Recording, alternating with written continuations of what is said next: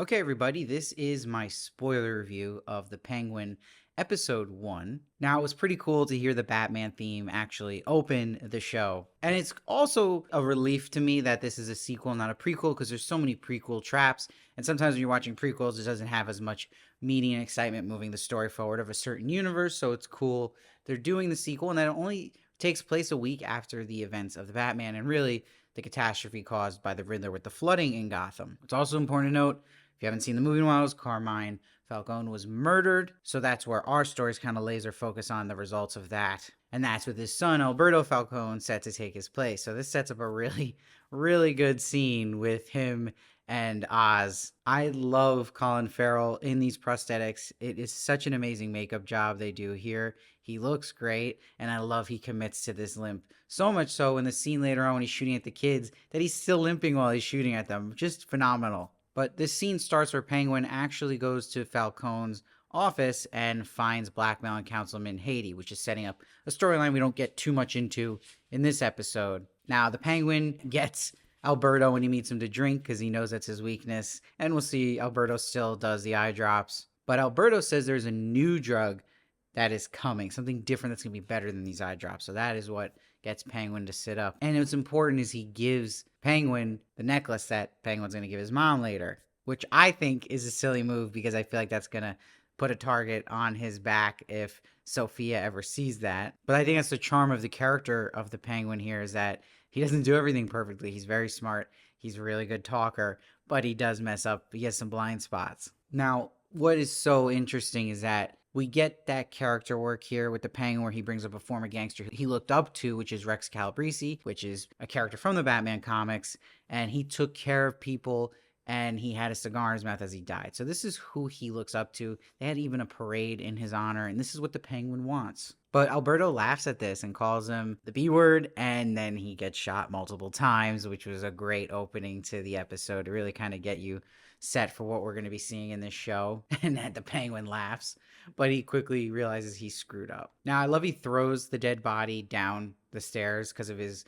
club foot. I was like, how is this guy going to carry that body all the way down? So it was a nice touch they did that. But when he sees the kids trying to steal his car, this is where he meets Victor Aguilar, who's going to be the second lead in this show. And he's basically like, look, we're in this together now. I own you. You're going to do everything I say or I'll murder you and everyone you care about. He says it so casual. But what's also important, which is show's done really well so far, is little details like the bullet hole in the car, which Sophia's going to notice later on, and that he takes the ring off the dead body, which you're wondering why he's doing that, why that's so important, and it all is going to lead to his master plan, which will be revealed as the episode goes on. But I also loved in the writing that he brings up the slush puppies at the corner mart to Victor and that they would mix the flavors.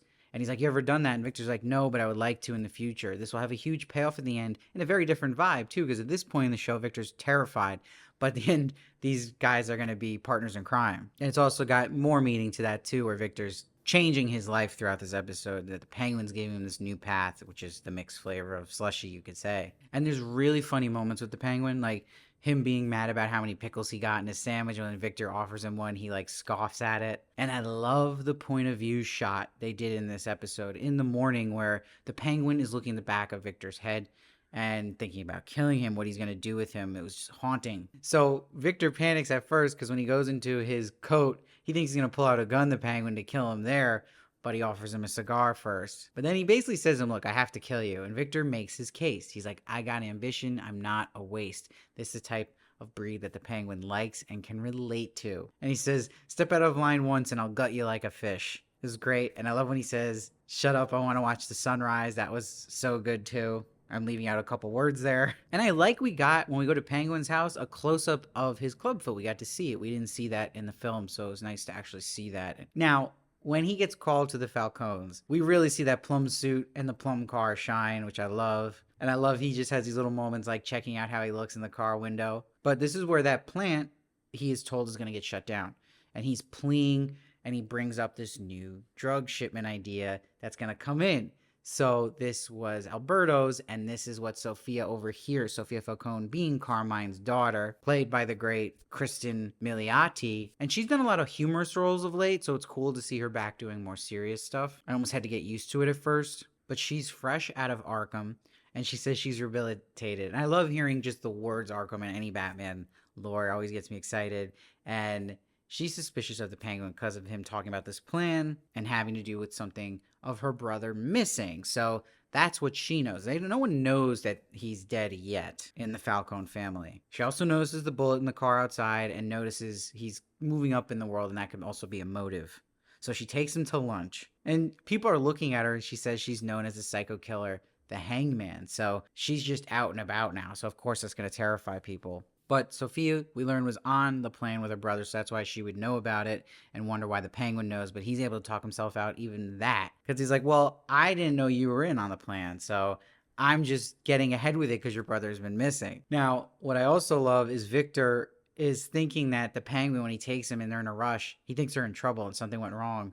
But he's just taking him to his mother's place, and then you see Working 9 to 5 is on the radio. That was really good, and they use that as a credit song too. Now, we meet the mom. He gives her the necklace. Again, I'm worried Sophia's going to see that at some point, and that's going to cause a red flag. So the mom screams when she first sees Victor, and that's where Oz has to calm her down and be like, look, he's going to help take care of you. So we're getting more revealed of his plans for Victor. But his mom knows something's up. She knows her son. So he confesses he killed Alberto to her, and that's why he wants her out of here, away from the Falcones. And he also confesses the reason was because he laughed at him, but that's where she's calling him a P-boy in the way he's saying it went down. He's like, no, you really are my strong boy. You shot him because you wanted to. So she's delusional about her son in general. And she says, the city is going to be yours.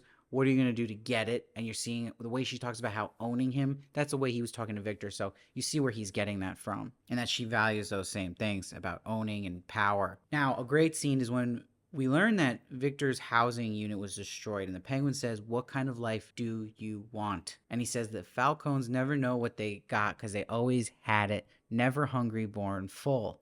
Great writing there. And he says, not us. The world wasn't built for guys like us. That's why we got to take what's ours. This is just really, really that HBO quality level of content. And he says, can I count on you to pull through? And we'll see by the end Victor does. And they did a nice job not showing us what the full plan was, and that it will be revealed at the end. So the directing by Craig Zobel, who is an HBO vet, part of The Leftovers, which was my favorite show, just does a great job on this episode. So first, we'll see at the start of this plan that Oz goes to see Salvatore Maroni, played by Clancy Brown, who's another great actor, and he offers him the plant that he'll steal it for him and that he'll be his inside man, and they'll split the money. But Maroni knows who Penguin is and knows he's not trustworthy, so he's not buying it. But the hook is the ring. He brings the ring to him, gives it to him, and says Falcone would wear this to boast about how he took care of you. And he says, well, how do you have it? And he says, maybe I'm more than what you think. So this is all about the character motivation for Penguin in his life, wanting to have more respect and do more than people assume he can do. And that it's a great setup that he'll be wearing that ring in the jail for the missing finger of Alberto Falcone, which we're going to get to. But Oz is seen by Sophia and her men. And while this is on this goose chase, he's calling Vic, who isn't answering. I love, though, one of the guys he confronts, he stabs his eye out, and then the guy is immediately hit by a school bus. That was crazy. But he gets caught.